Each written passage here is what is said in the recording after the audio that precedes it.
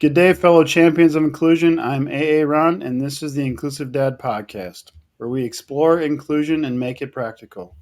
Before we dive in, don't forget to subscribe, rate, or review the show on your favorite platform. We truly appreciate your feedback and would be honored if you shared the podcast with friends and family who might benefit. If you want to support us in our mission, please click on the link in the show description. Today, my guest is Rebecca Engle. Welcome to the show. Uh, Tell me a little bit about yourself. I'm Rebecca Engle. I am a special education teacher that used to be a special education student. I am a resource co-teach teacher, so I go in and out of gen ed classes. I am a diagnosed autistic, and yeah, that sums it That's up. awesome. So my first question for you is, what is your definition of inclusion? Yeah, so how I see it as a special education teacher is kind of like hosting like a potluck where every student brings something different to the table, but it's like my job and the student's job to make sure that their dish doesn't feel weird, and that I can make sure that um they're make sure that they don't feel like their dish is too weird to share. And I've kind of got to balance the kid that brings, the gluten-free, the dairy-free, the everything-free type thing, with the one who shows up with the triple decker bacon burgers or, whatever. Right. But at the end of the day, you make it work, and getting creative with the adaptations with that. Like, oh, that's a burger. Totally counts as a vegetable, and trying to be funny and making sure those kids connect and making it so that they can enjoy their meal together, just like their academics. That's a great definition. I love that. So you said that you were a special education student, is that right? Yes. So can you talk a little bit about were you fully included in the gen ed class? I mean, what did your school look like? So I was in a secluded room until kindergarten, and then kindergarten I was moved to gen ed with an IEP. Okay. And then I kind of was taken out, put back in, taken out, put back in for speech and various things all the way Yeah. up until 5th grade. And then when I got to high school, they removed me from all of it because they were like, she's getting A's, so she doesn't need any support. Little did they know that autism doesn't just go, woo, it's gone. Right.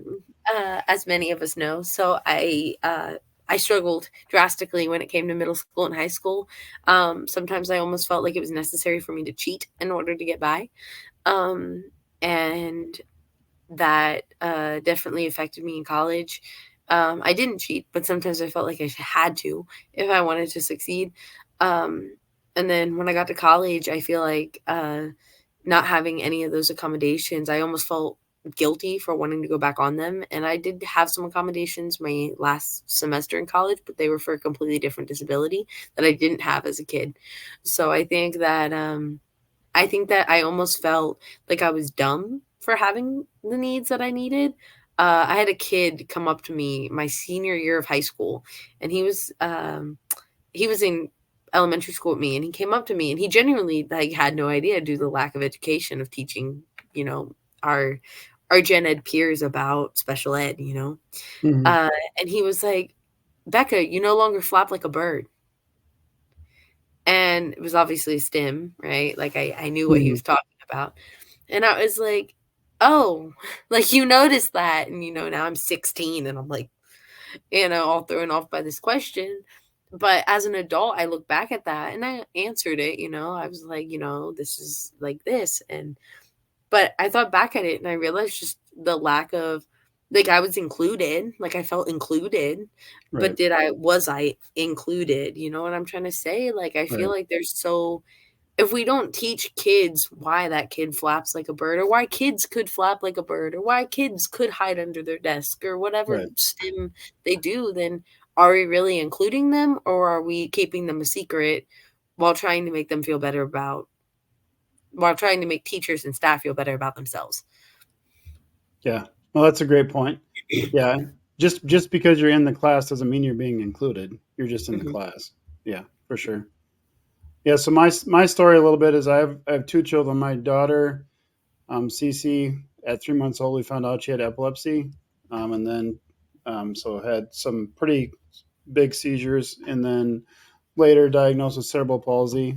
So she's 21, so she ages out of the transition age in minute or when she turns 22 in October. So been on an IEP her whole entire school career. I looking back, I didn't hear the word disability growing up. Don't remember seeing anybody in a wheelchair, any of that stuff. So after we found out she had epilepsy and was diagnosed with that stuff, got her on the IEP, but not knowing anything about it, having to rely on the school, to tell me what, I was relying on them to tell me what should be done or what the best solution was for her, which meant she was shipped across town on the special ed bus to a program that was behind doors that closed off it from the rest of the school. Found out later about inclusion and then tried to get her included as much as possible. But once she was out of the gen ed setting, trying to get her back in was a struggle. Now all of a sudden there's more hoops she needs to go through than before. So just that was kind of our story. So just yeah, once she was out of the gen ed room, like okay, we would get her in there, but then she'd be in the corner, by herself. She's in a wheelchair, so then her desk for her was kind of they keep in the back corner because she wasn't in there all the time. So then she'd be away from the class, not participating. So yeah, that whole point of she was included in the room. She was in the room, but not actually being included. So that's a great point. And just being in the room doesn't mean you're being included for sure. Yep. Yeah. Yeah, so that's great. So when did you decide you want to be a special ed teacher?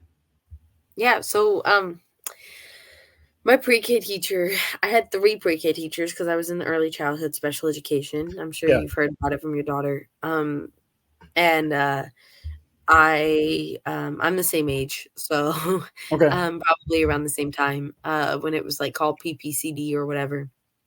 Um, but I was in that program and I did my first 2 years and I was treated terribly. But the second year, my student teacher, she became my main teacher for my third year and really advocated for me because they wanted to keep me in segregated classroom Sure. from the other kids. And she was like, "That's not going to happen. Like, I'm not okay with that." Like, and obviously, my mom didn't want that either. So, my mom was like, "I think she can do gen ed. I want her in general ed.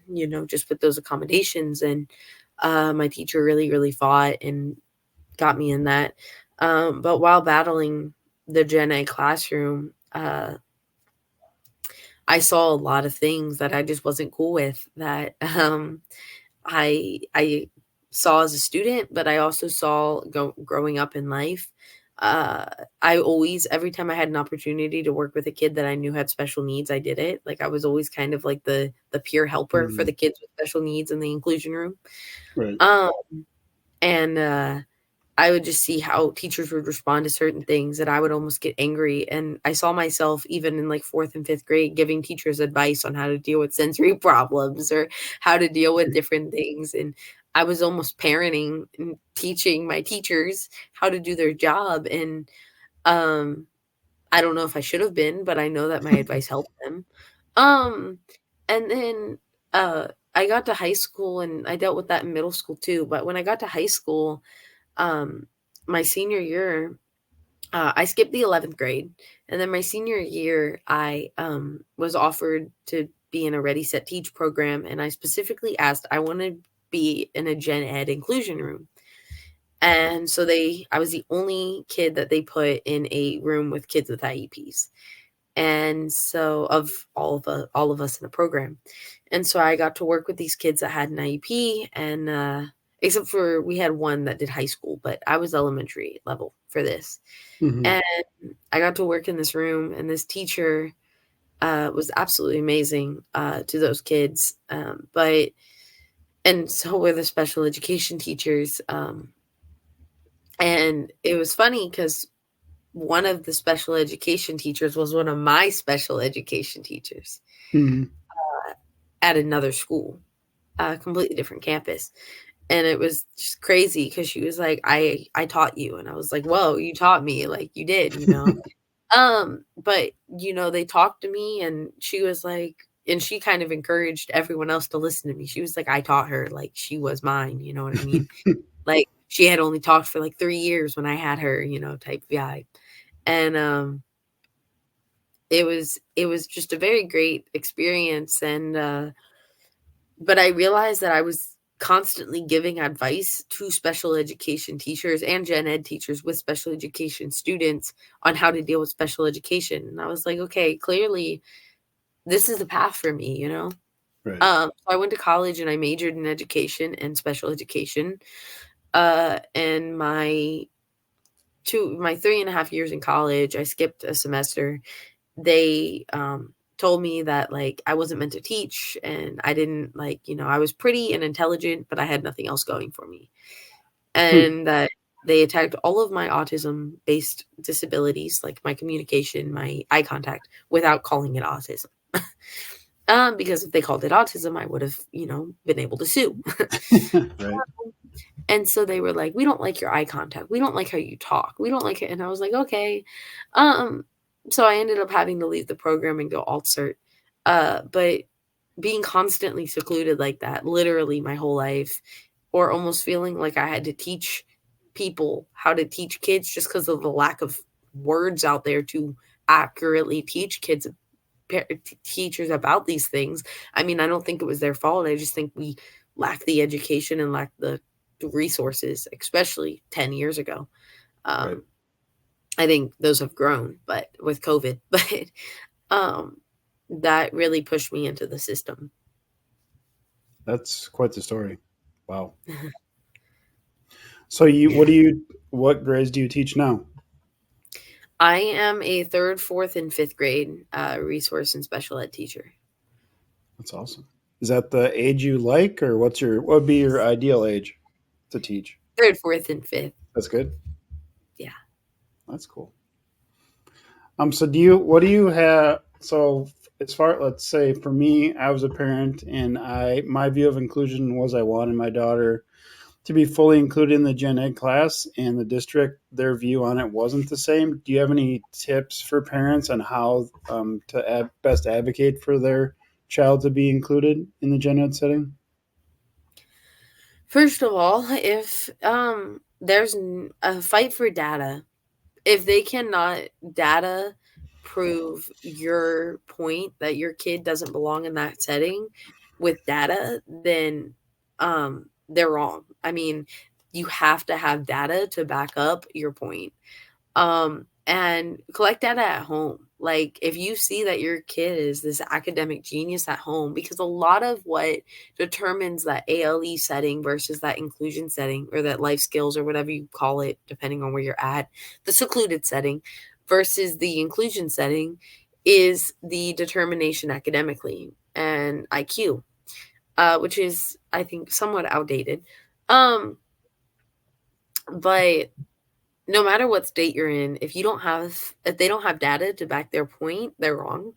Right. Um, and collect academic data at home, you know, read with them, see what they comprehend. Like you guys can comprehend. So like see if your kids can, you know. Like if you read a short story to them, see what they get out of it, ask them comprehension questions, do that extra practice, see what they and collect your own data and be able to go into that meeting with your child, whatever you call it, IEP, R, depending on where you are in the country, and pull out your own data and they'll kind of get thrown off. You know what I mean? Right. Like if a parent throws their own data at me, then I have a whole nother animal to look at, you know? Because now is that academic response, their academic response to me and not their Right. academic response to dad or mom. And make sure that that data shows that they handwrote it or they typed it or they, you know, make sure that evidence is there, whether that includes you recording them typing it or what.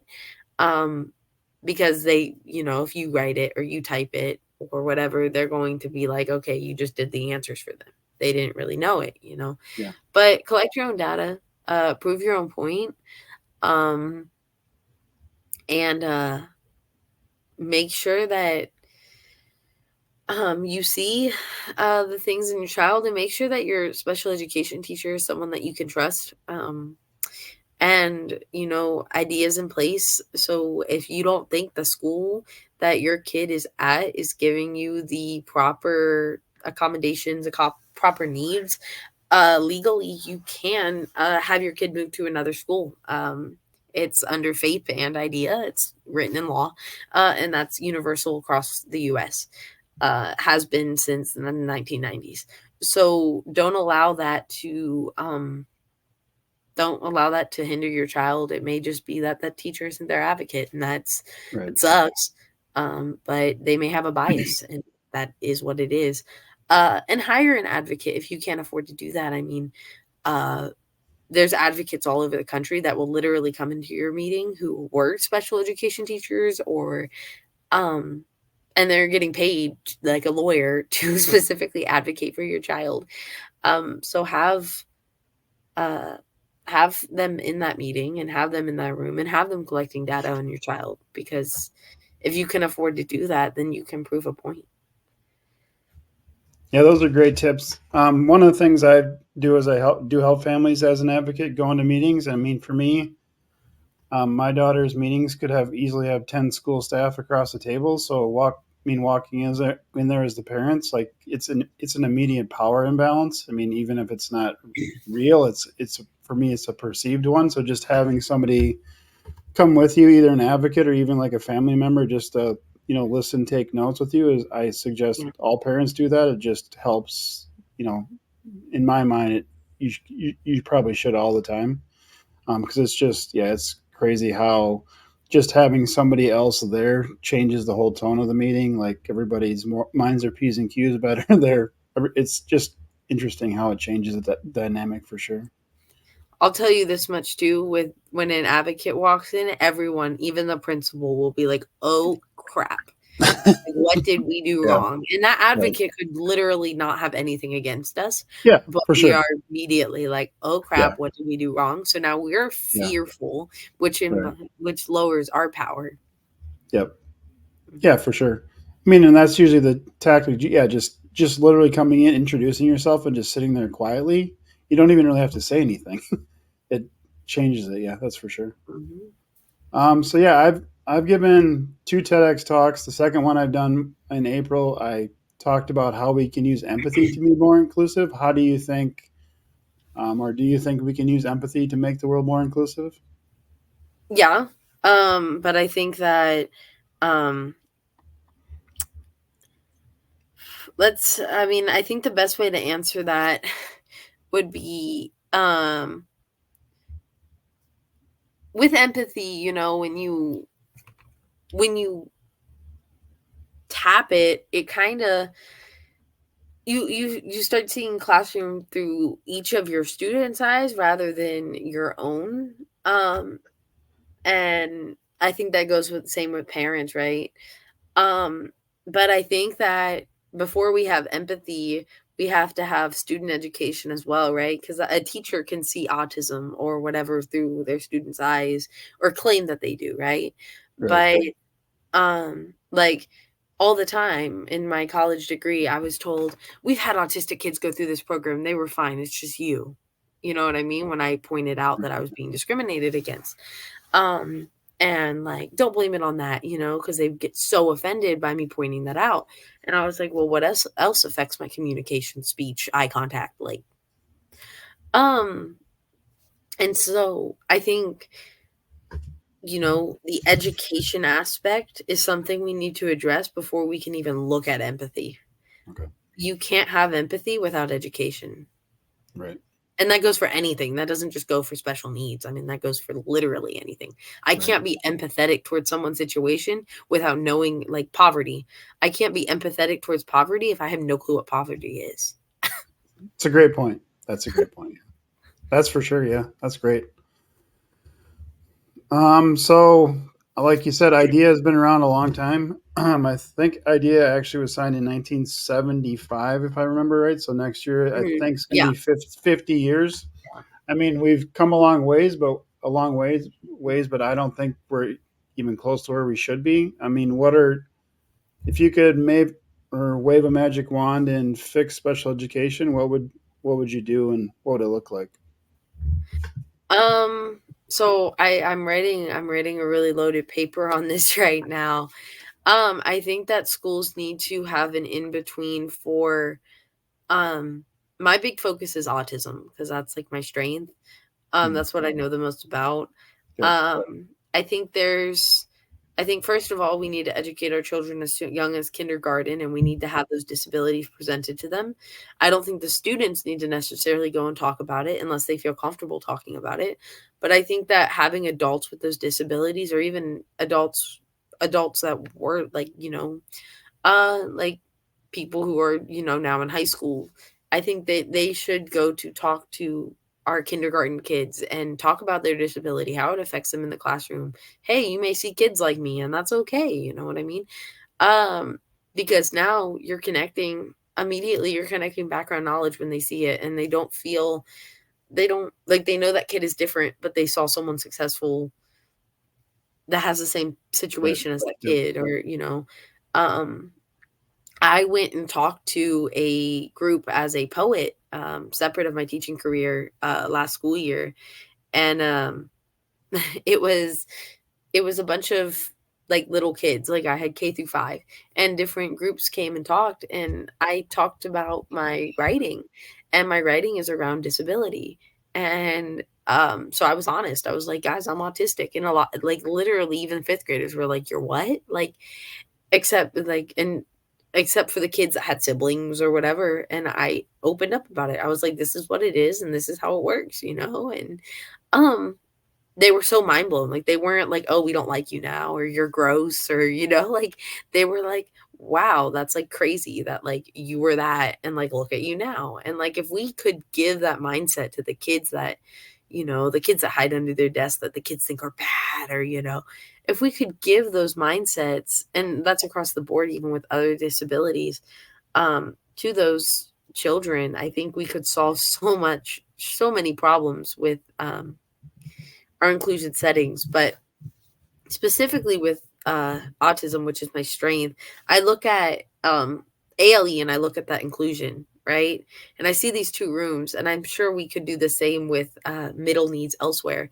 But like, I had a little boy, and he could copy down any notes you gave him. He's AU, nonverbal completely. But if you told him to write notes or do his work, click, click, click, click, click.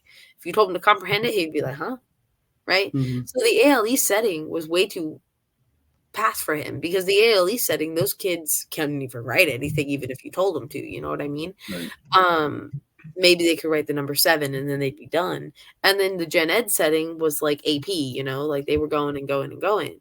And so we need a middle ground, and some districts have it, but a lot don't. Or if they have it, they have like one other room that's slightly smaller than the ALE room, and it's like, which is the most severe. We need Right. something that's in the middle, you know what I mean? Like, Right. they're gen ed-ish, or like, they can, and people are like, "Well, that's resource." And I'm like, "No, but all day." Right. Like, because we even have, there's behavior kids who have trauma that aren't, qualified for ALE, but being in that gen ed sitting with kids who don't have trauma, they feel alone, you know what I mean? Like, but academically they're gen ed, you know? Yeah. That's great. What do you think about labels? Like all the labels that are attached to, um, you know, my daughter, she gets diagnosed with like epilepsy, cerebral palsy, then goes Mhm. to special ed, gets all those labels attached, and then they kind of stay with you. What do you think about labels? Like the class name, or like, what do you mean? I guess to me, it seems like I mean, once she's in special ed, once she's Uh-huh. classified as like severely multiply impaired, Mhm. like people like teachers expectations of her are set at a certain like bar, and they're expecting her not to be able to do more and that kind of stuff, so it stays with her. So trying to like get, well, she's in this category, or this is her diagnosis, so Mhm. I mean, this is where she has to go. We can't think outside of the box. I guess that's kind of what I'm talking about. I I would say that, I mean, I think labels are somewhat necessary for the purpose of need, but Yeah. I also would have the mindset that I think that's on the teacher a lot of the time and how we interpret that label and who's Right. interpreting that label. One of my biggest arguments and one of the things I've raged about for years is that I think that only people who specifically have children with disabilities or have worked around disabilities as another person that wasn't a teacher, or teachers with disabilities should be the only ones allowed to teach those with disabilities. Hmm. And a lot of people think I'm crazy or, but I think until we normalize so many of these things, a lot of our neurotypical people who have never even faced a disability in their life, except for maybe, like what mom got when she was old, they they take this perception of someone and they lower it so low, and I feel like those of us with disabilities, we're like, "Oh, they can do everything I can do. This is how they do it," you know? Like, Right. I don't look at, like, any of my students and go, "Oh, well, they're not like their gen ed peers." Like, I don't do that, Right. because I was like my gen ed peers and look at me, like nobody in society is like, "Oh, look, the autistic girl's walking around again," you know? Right. Like, nobody knows. And even now, Right. like, we I just started a new job, like, at teaching wise, and I was talking about, people were parking in the staff area, they were parking in the handicap spots without Mhm. handicap bags. And they're allowed to because it's specifically blocked off and we have no handicap staff, supposedly, was the argument.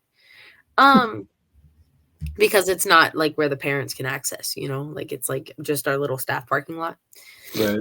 Um, and they were like, well, we have no handicap staff, so like we can, like, anybody can park in those because we need those spots. And I was like, okay, like I get that, but you do have handicap staff now. And they were like, and I was like, I'm handicapped, like, because I have a leg disability and my legs are two different heights. And they were like, whoa, like, and then I started naming things, and one of my coworkers was like, well, I have that too. Well, I have that too. And I was like, okay, but you don't wear medical inserts and go to the doctor every 2 weeks. Right. Like, and if you don't have a handicap placard, like, that's on you not advocating for yourself. Like, Right. that's not my fault. Um, but like, this spot is like super close to my classroom, and I'm like, that would have made my Right. life so much easier had it not been, taken, walking wise. Um, but I think the biggest thing that I take with it all is teaching my kids and my students at the end of the day that they have to advocate for themselves, Right. because um and back to the, disability thing, it's at the end of the day, the only people that are going to understand you are those in the same shoes, and no one else is in the same shoes but you. I Right. mean, Yeah. even our family lives, we're all different. Um and so at the end of the day, if they move 600, we have a lot of movers at my school, like a lot of Okay. kids like move a lot. And so I was like, at the end of the day, you won't have me. Like, you will have me while you're here, but so I tell them, anything you can take with you is advocating for yourself. Like, if you don't learn nothing from me, that's what you're gonna learn. That's great. So, what's big picture for you? What do you want to? Do you have a book? Do you want to write a book? What do you want to do with like your long term goal with what you're doing? So I've written multiple poetry pieces that are published. Okay. I have wrote a little, like, autobiography inside of an anthology about finding my purpose. And then I have another book coming out. It's going to be a children's book about navigating disability. And it's specifically meant to be read to, like, kindergarten or first grade kids about disabilities. Sure. Um, and in the classroom setting. And then Long term, I'm working right now on my master's in educational policy and leadership with a focus in sped law. My goal is to eventually go into the policy sector of education. Awesome. That sounds great. Yeah. Sounds like you're very driven. Thank you. That's great. What do you do for fun? I knit. Knit? Yes. Lots of knitting. Who taught you to knit? YouTube. YouTube? Oh, I thought you were going to say grandma. My No, grandma's YouTube? fingers were like this. She couldn't have taught me anything. Oh, okay. Well, that's cool. So what is one tip you can share to help our listeners be more inclusive today? Something that you don't have to spend money on, go to class for. Just what is something they can do today to be more inclusive? Awareness. Be aware of the people around you. Um, you know, uh, be aware that you may not know someone is disabled or different or whatever you want to call it. Um, and they may not even know. I mean, so many people go undiagnosed. Um, so be aware. Like, be aware that everyone isn't you. There you go. That's great. That's great. Is there anything that you want to talk about that we haven't talked about, or anything you want to share? No, not that I can think of. No. Okay. Well, I got one more question. Sure. Do you eat spam? Yes or no? No. No. Okay. I live in Austin, Minnesota, where they make spam or where they came up with it. So I'm asking all my guests that and keeping a running spam count to see where we're at. So My boyfriend eats it, so if that counts. okay. I don't. Well, I should add another category: boyfriends, yes or no. There you go. Significant others, right? Yeah. So where's the best place that people can connect with you? You can find me on Instagram at re02.20, or you can find me on Facebook, Becca Engle or REBE Crafts. Awesome. Well, thank you very much for being on the show today. Thank you for having me. Yeah. To all of you listening, thank you for joining us on this episode of the Inclusive Dad Podcast. If you enjoyed today's conversation, please subscribe, rate, or review the show. Your feedback helps us connect with more champions of inclusion. Remember to share this podcast with friends and family who might benefit. If you want to support us in our mission, please click on the link in the show description. Together, we can make the world more inclusive. Until next time, stay empowered and be a champion for inclusion.